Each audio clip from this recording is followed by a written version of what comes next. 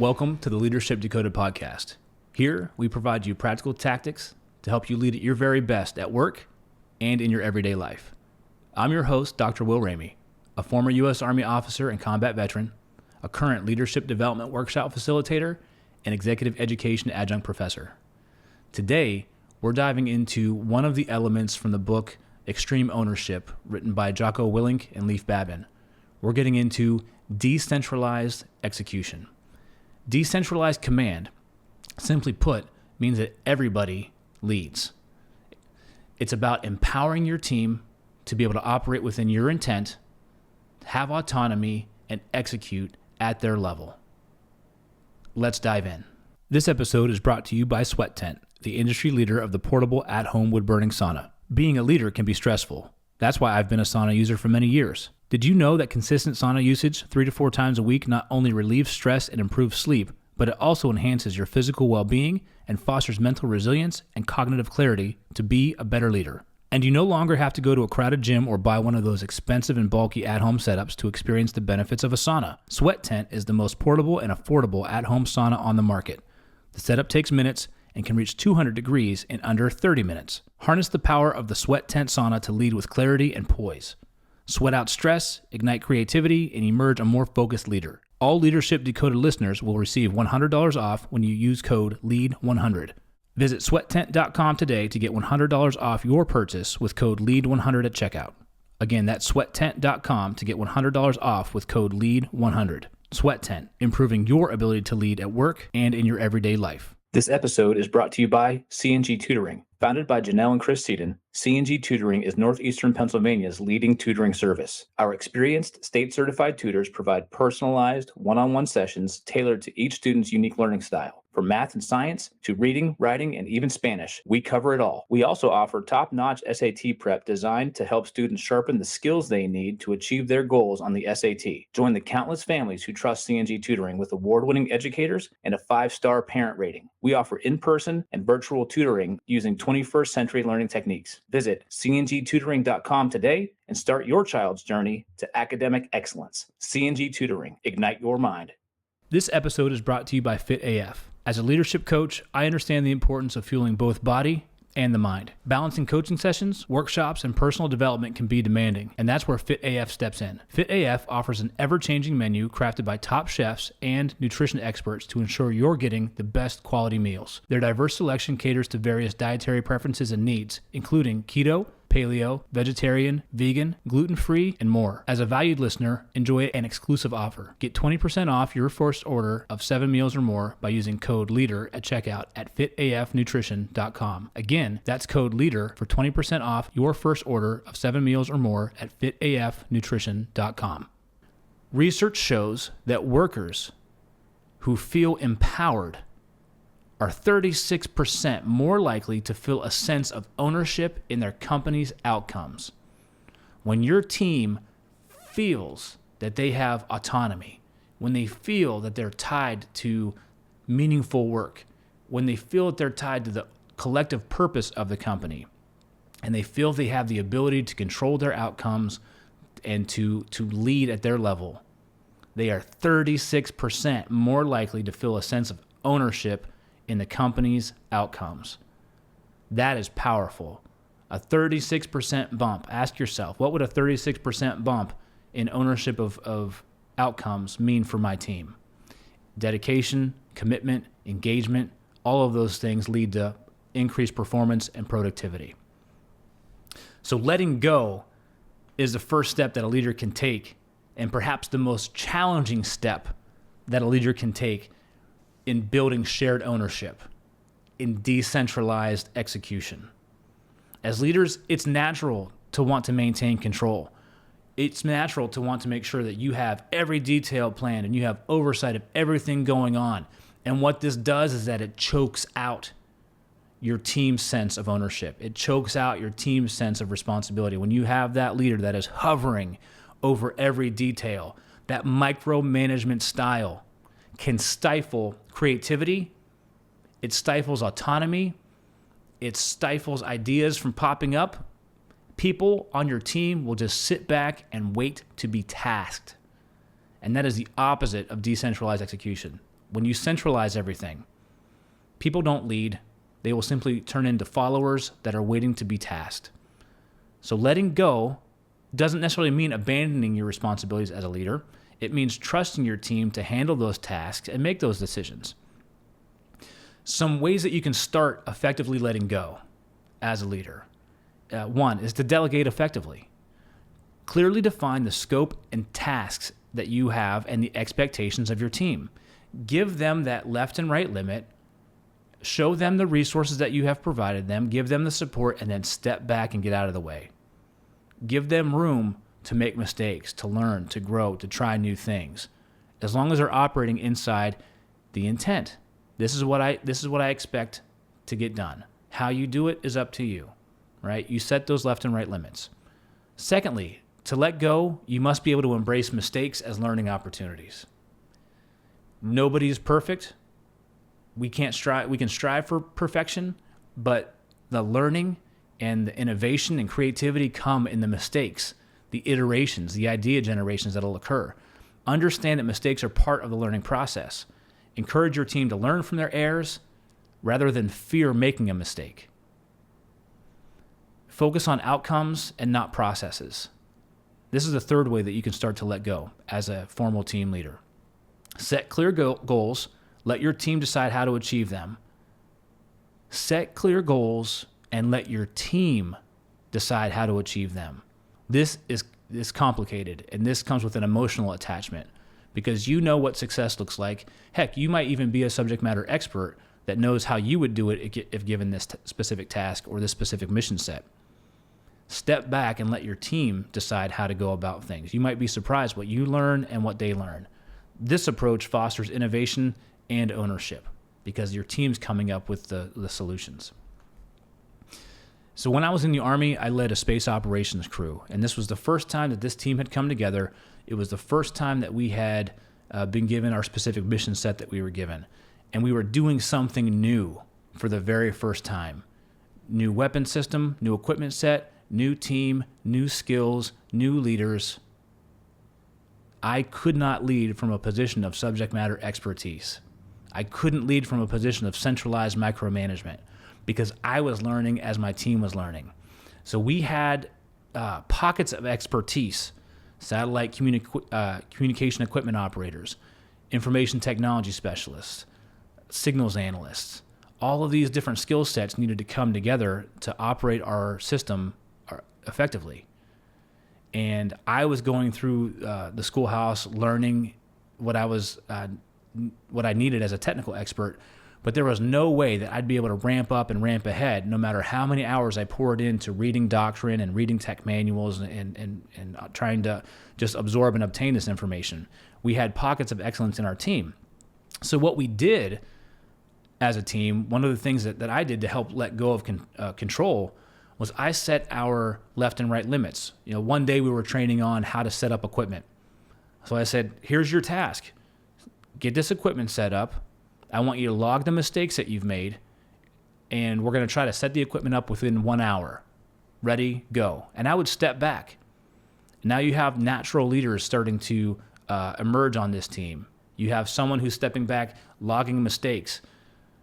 One task I gave was don't correct the mistake on the spot unless it's going to be detrimental to someone's safety or health, or it's going to damage the equipment, so that we could see how things didn't work in steps 5, 6, and 7 because we made a mistake setting something up in step 3.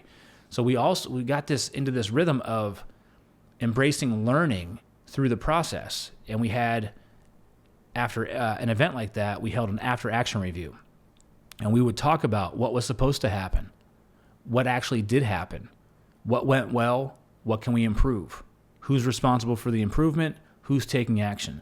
So this became an atmosphere where team members learned from each other. We didn't rely on rank. We didn't rely on positional authority. We relied on knowledge, skills, abilities, and teamwork. So this decentralized the idea of I have to wait for direction from above in order to take action. Another facet of decentralized execution is building trust within your team. Building trust is essential for decentralized execution. Being able to know and feel this idea of you have the character and competence, you have a subject matter expertise, you're a person of your word. I feel I can trust you. I know what you bring to the table. Trust is a foundation that allows you to confidently let go so that your team can take on ownership. It empowers your team when you give them trust. It empowers your team when they are able to show you that they trust you as well. It's a two-way street. So ways to build trust and maintain trust within your team. First and foremost is transparency. Being open and honest about goals, about challenges, about expectations. Transparency fosters trust and aligns the team towards their common objective. So be open about what's going well. Be open about what we're here to do. Be open about the constraints that we have to operate in. There's nothing that you need to hide from your team. Give them everything that they need to know to be successful. Secondly, reliability. Follow through on your commitments and establish an environment where your team is accountable to themselves and others. Showing up on time, being prepared for the day's task at hand, having the right skill set, bringing ideas to the table, right? Consistency in actions builds reliability and trust. When your team can have consistency and predictability and you're not operating erratically, trust will start to not only take hold, but it will grow. And this is where you start to maintain trust over time. And the third way is support. Show your team that you have their back. Provide guidance. Provide, when they ask you for something, follow up and provide that to them, or explain why you can't if there's a constraint, especially during challenging times. Support is the assurance that encourages your team to take those calculated risks. When you give them space and you give them those left and right limits and they come back and do something differently, or they come back and ask for something that they need to operate within that space, show support for their efforts, show support for their initiative, and this will continue to strengthen the trust and the bond that you have with your team. So one of these bridges that I crossed with my team, with my space crew, was that we had some doubters within our company. We had some people that doubted that a small team of U.S. Army reservists was going to be able to develop the aptitude, the capability, the effectiveness, and the efficiency to operate this weapon system and our satellite communication equipment. I was upfront with them. I let them know that there were people who had a shadow of a doubt in our abilities. I didn't sugarcoat it. I didn't hide it. I didn't try to cover it up. I leveraged that position with transparency. I helped my team embrace being the underdog of our unit. And man, did it work. They took off. I was transparent with them about the conditions we were operating under, that people didn't necessarily believe in us. I followed through on my commitment to give them the resources, the training time, the time they needed on the equipment set to build proficiency, to build confidence and competence operating the system. And I showed them support, and I had them support each other in learning each person's role, each person's function, providing time for physical training, providing time for camaraderie and team building, providing time on the weapon system. Like I said, all of these different things provide support. So think about your team that you're leading. Where can you set the limits, step back, and then still guide and still support from the sidelines, or from behind, so that your team has this feeling of leading themselves and being accountable to each other, not just to you, not just to the organization, but to each other. And that's where you start to have that shared sense of ownership through decentralized execution. Another element of decentralized execution is building collective purpose. Fostering a sense of collective purpose is crucial because you're tying your team to something bigger than they can accomplish on their own. When team members understand and believe in the mission, they believe in the vision of your company, of your team, of your organization, they're more likely to take ownership, which means they're more likely to lead, express their voice, influence others, be committed. It's not just something that the formal team leader does. Now it's a process and a team dynamic that occurs each and every day throughout your team. How to cultivate collective purpose? Number one, communicate the vision. Regularly share the organization's vision and how each team member's role contributes to it. Tie those team members to that vision because they're going to have a sense of personal alignment to something that's happening on an organizational scale or on your team scale. And when they see themselves being able to contribute to it, now you start to plant the seeds for commitment and dedication and ownership to take hold. The alignment of organization and personal vision helps everyone see the bigger picture. Secondly, involve the team in goal setting. Encourage your team to participate in setting goals and defining success, especially early on. If you're trying something new, if you're building a new team, take those small incremental steps. Bring your team in. What does success look like to you? What does it look like for us? Help them define that in a collective manner. The involvement of your team in this process increases their commitment and sense of ownership. When people know that they have a voice at the table, when they know that their voice is heard, they feel seen. They're going to contribute more. They're going to listen more. They're going to take more on for your team. And this is where you can then, as a team leader, start to step back and enjoy the benefits of decentralized execution. And a third way for building collective purpose is celebrate shared success. Acknowledging individual successes and individual performance is good, but acknowledging and celebrating achievements as a team is even better. Now you're building this sense of camaraderie. Recognizing collective accomplishments, it reinforces the importance and value you put on teamwork, the purpose and value you put on working towards a common collective goal, not just an individual goal. This will help shape collective purpose and help you move from a work group to a team as you decentralize execution. Another element when working towards decentralizing execution is autonomy. Encouraging autonomy is a key element in decentralized execution because it empowers your team members to make decisions and take actions independently, leading to increased motivation within your team and increased innovation within your team. Now your team is starting to understand why they're here, what they're here to do, and you're giving them space because you've built trust. You're giving them space to decide how they can do their work, how they can best accomplish their mission. They're no longer waiting on you to tell them. They're taking ownership. To do this, to provide autonomy to your team, first, set clear boundaries. Define the parameters within your team that they can operate within freely. What are their left and right limits? What decision, space, and authority are you going to grant them within their day? Make sure these boundaries are clearly set by you, but they're also clearly understood by your team, and they know within this left and right limit, I trust you to do X. I trust you to make this decision. You have the authority to do Y. Line that out and then have them practice operating in that space. Another way is encouraging initiative. Support and reward proactive behaviors. When somebody goes above and beyond, when somebody has an idea and they pull the thread on it before asking, Mother, may I? That's a risk. But when you reward and you encourage that initiative, you encourage proactivity and decision-making, you encourage your team members to identify opportunities, they will start to take the lead naturally, which allows you to step back and operate within that decentralized execution so your team can get more done, more productive, faster, better results. A third way is to foster a culture of accountability. Make sure that your autonomy comes with responsibility, holding your team members accountable for their decisions and outcomes. When you have that space and you give them that space, it's not that you're going to give them free rein without any repercussions.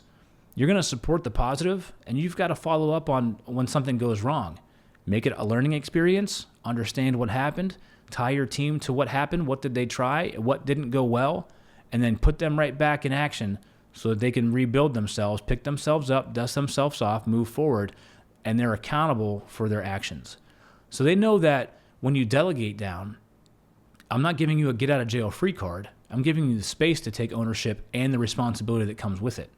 That's a double-edged sword, but the payoffs, the dividends it'll pay are huge.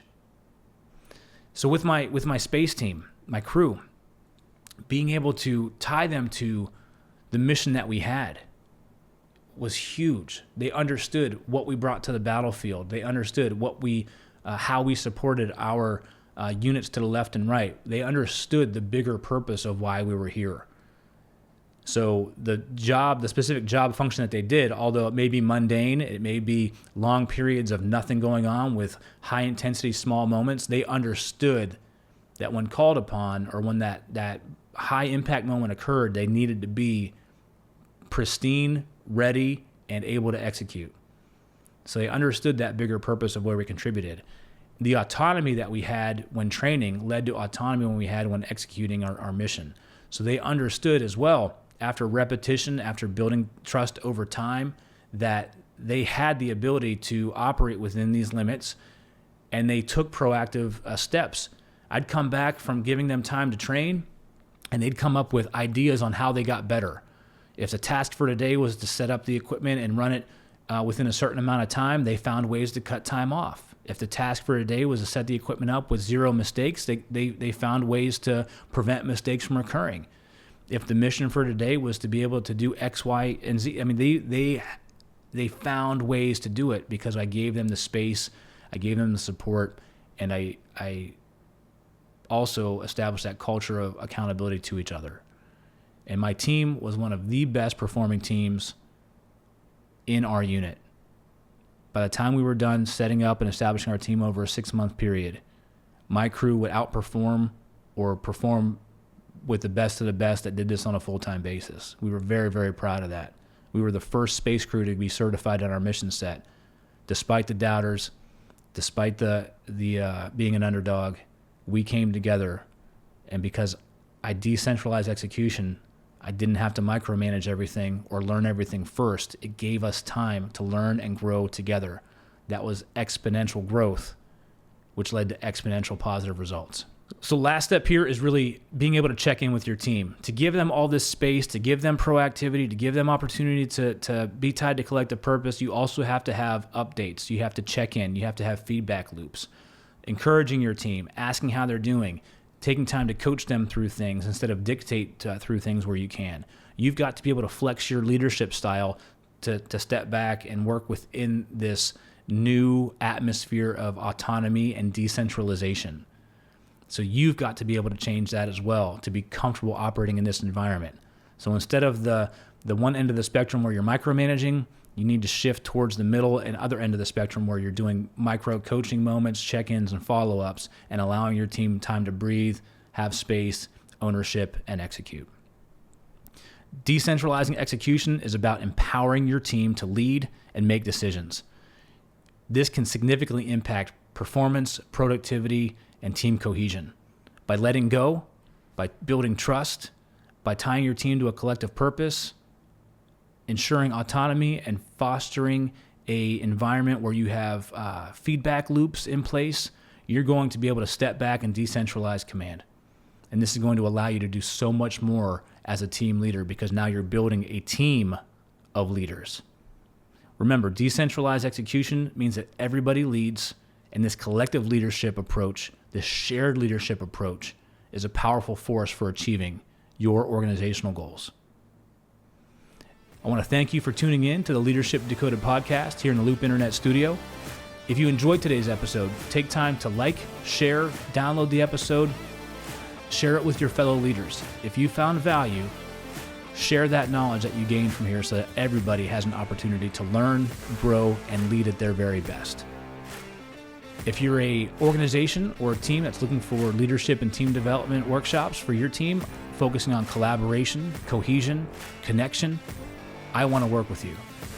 I bring highly engaging, creativity-infused learning experiences to your organization so that learning will stick and you have actionable approaches to leadership that you can put into use the very next day. You can connect with me on LinkedIn at Dr. William Ramey. You can connect with me on Instagram at Leadership Decoded Pod. You can email me at will@OnTheStacks.com, or you can check out my website, drwilliamramey.com. Thanks for tuning in to Leadership Decoded. I'm your host, Dr. Will Ramey, and I'll see you the next time you press play.